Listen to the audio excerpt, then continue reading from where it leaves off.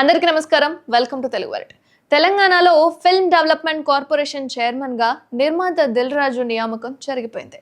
గత 10 ఏళ్లుగా మరిచిపోయిన Nandi film awards బూజు దులిపి గద్దర్ ఫిల్మ్ అవార్డ్స్ గా మార్చి జయసుధ అధ్యక్షతన జ్యూరీ ఏర్పాటు చేసి స్క్రీనింగ్ కూడా నిర్వహిస్తున్నారు.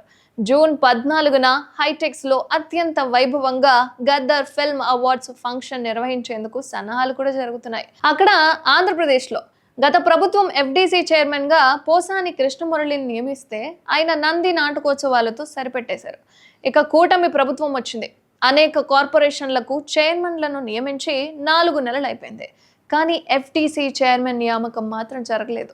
చైర్మన్ లేకుండానే ఇటీవల నాటక కళాకారులకు కందుకూరి ప్రతిభ పురస్కారాలు, కళారత్నాలు కూడా ఇచ్చేశారు.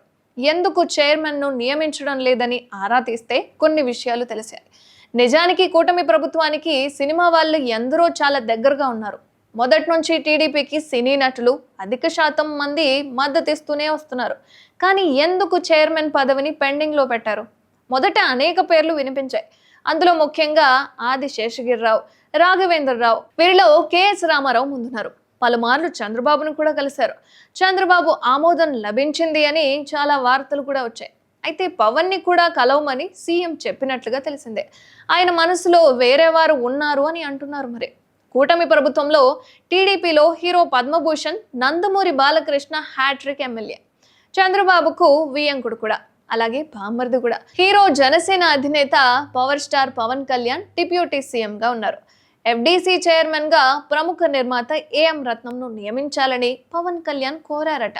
ముఖ్యమంత్రి చంద్రబాబు ఆలోచించి ఇది సినిమా రంగానికి సంబంధించిన విషయం అని బామ్మర్ది బాలకృష్ణను సలహా అడిగారట. రత్నం పేరును బాలకృష్ణ ఒప్పుకోలేదని ఓ సమాచారం అయితే ఉంది. టీడీపీకి సేవ చేసిన నటుడు లేదా నిర్మాత దర్శకుడికి ఇవ్వాలనేది బాలకృష్ణ వాదన. ఆచితూచి అడుగు వేసే చంద్రబాబు ఒక నిర్ణయానికి రాలేక ఈ పోస్ట్ను పెండింగ్ లో పెట్టినట్లుగా ఓ సమాచారం అయితే ఉంది. ఏఎం రత్నంకు ప్రత్యేక పరిచయ వ్యాఖ్యలు అసలు అవసరం లేదు. మేకప్ మెన్ గా సినీ రంగ ప్రవేశం చేసి నిర్మాతగా మారి సూపర్ డూపర్ హిట్స్ ఇచ్చారు. ధర్మయుద్ధం, విజయశాంతితో కర్తవ్యం, పవన్ కళ్యాణ్తో ఖుషి, ఇలా తెలుగు, తమిళంలో చాలా సినిమాలు నిర్మించారు. ఫిల్మ్ ఫేర్ అవార్డ్స్ కూడా అందుకున్నారు. నెల్లూరు జిల్లా బుచ్చిరెడ్డిపాలెంకు చెందిన రత్నం చెన్నైలో స్థిరపడ్డారు. వేచి చూద్దాం, పవన్ కళ్యాణ్ మాట నెగ్గుతుందో, బాలకృష్ణ మాట చెల్లుతుందో. చంద్రబాబు నిర్ణయించినట్టు కేఎస్ రామారావు తీసుకుంటారు. నిర్ణయం ఎలా ఉండబోతుందో చూడాలి మరి.